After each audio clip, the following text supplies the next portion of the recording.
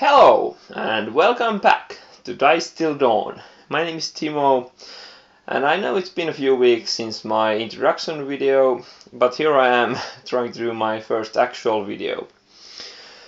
So I will start with something light and easy to review because I still have my iPhone set up. I am trying to record my audio with my old Galaxy Tab now. We'll see how that goes.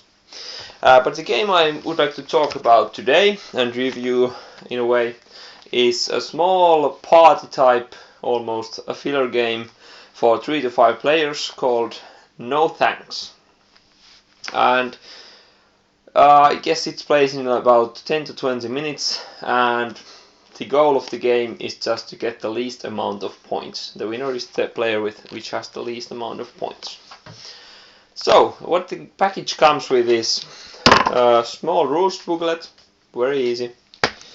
Bag of chips, these are very hard plastic, 11 for every player.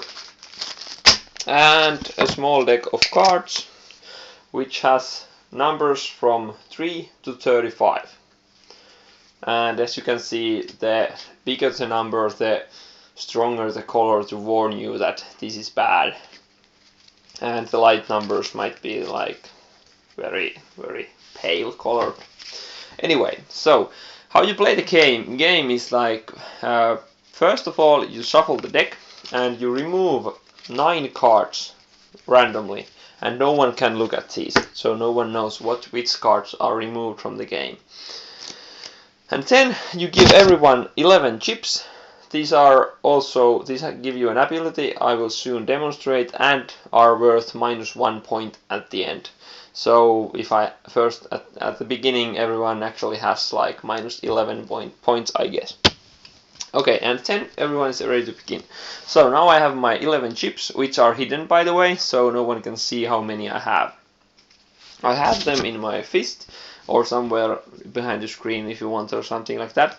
And I start by turning over the first card of the deck. And I see a 9. So this is, I now have 2 choices. Either I take the card. If I take the card, it's now +9 points to me. So that's bad because the points are bad. That's my first choice. My second choice is I put one of my chips on it and pass my turn to the player on my left. And now he or she has the same choice, and this goes on as long as someone takes the card. And as soon as someone takes the card, he or she takes the card and all the chips on it to his or herself. And the next player then flips over more cards, and we do this for as long as the deck runs out. Okay, so now you're thinking, what's the point and where's the catch, and there's not much else than luck here.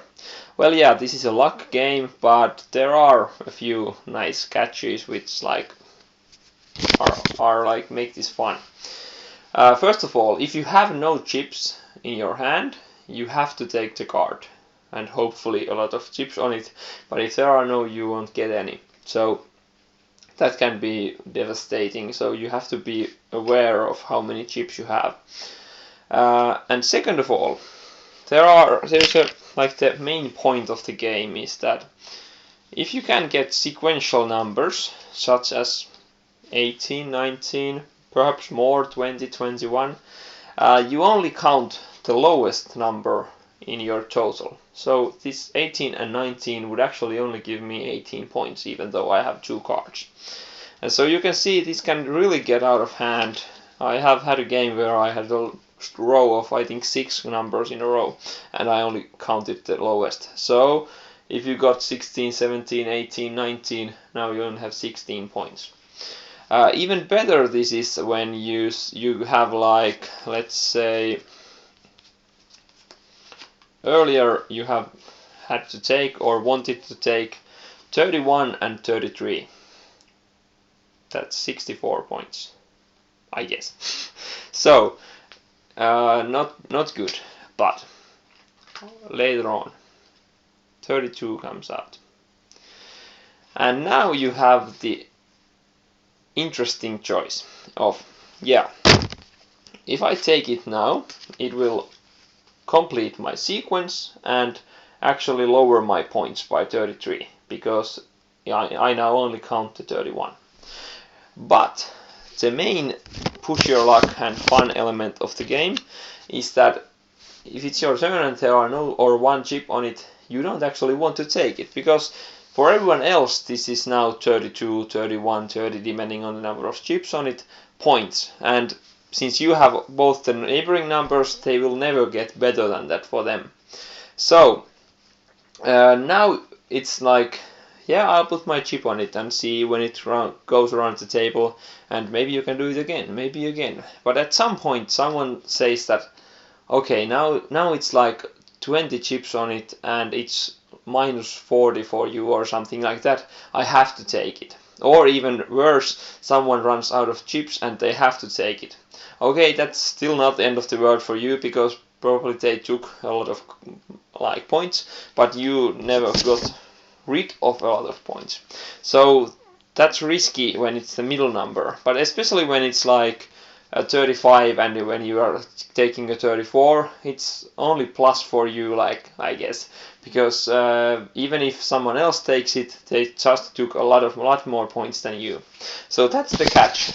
You have to like play around things and like poker face your like player friends and like, is he going to take it? Does he have chips because they're hidden? And that's the meat of the game, I guess, if you can call it meat.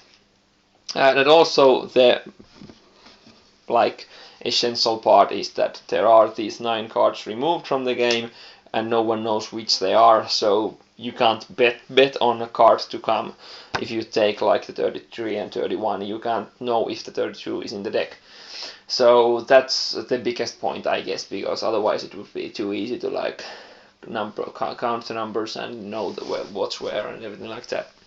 So, but that's the game. It's just through the deck, and in the end you count your numbers, and if you have the sequences you only count the lowest number, and then you subtract 1 for every chip you have, and that's your final score. So quick, easy, fun, and works in many situations. You can actually really play this as a game, or you can have fun, maybe a beer and chat with your friends and just throw the chips around and like mock your friends. You know, I've been like, there have been some fun moments in my games and everything. But yeah, so what I would like to do in my reviews is I would also like to talk about the player counts for the games, because I often play with 2, 3, 4, 5, 6 different numbers of players, so I'm always looking for the best games for that particular number of gamers. Of course, it's not so crucial with a filler game, but anyway, so this game goes from 3 to 5 players, and I think the best player count is 4. Let me tell you why. At 3 players there's a little bit too much of the actual like counting the chips, even though I don't count them in my head. If I have 20, I know the others won't have much. And also the pushing your luck, or like trying to count what's going on, it's not so fun because there's only 2 others, so it gets kind of not boring, but like not very predictable, I guess. So it's good with 3, but if I can play with 4, I'd rather. And at 5 players, I guess it turns a little bit more towards luck.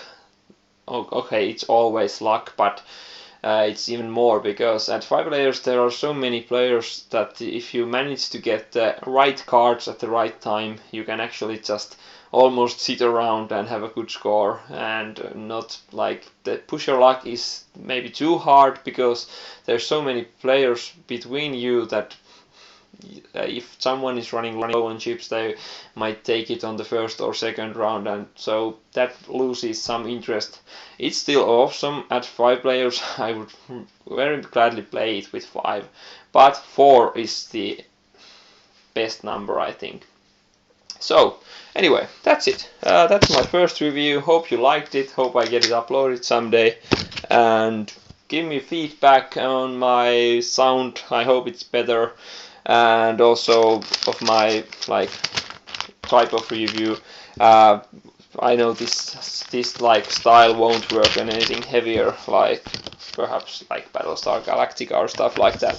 I won't be, first of all, I won't be explaining the whole game, of course, and the component things will be hard for me to do because I don't have the great camera setups or anything, but I will see on how I could do them, and give me ideas if you have some, and I will look it from there. But I'm hoping to move on to bigger games also soon. But this was No Thanks. I highly recommend trying it out. It's cheap and easy to play. It fits in your pocket and you can just pull it out of the shelf at the beginning or middle of the game night or at the end of the game night, and everyone will have fun with it. So, hope to see you soon, and goodbye.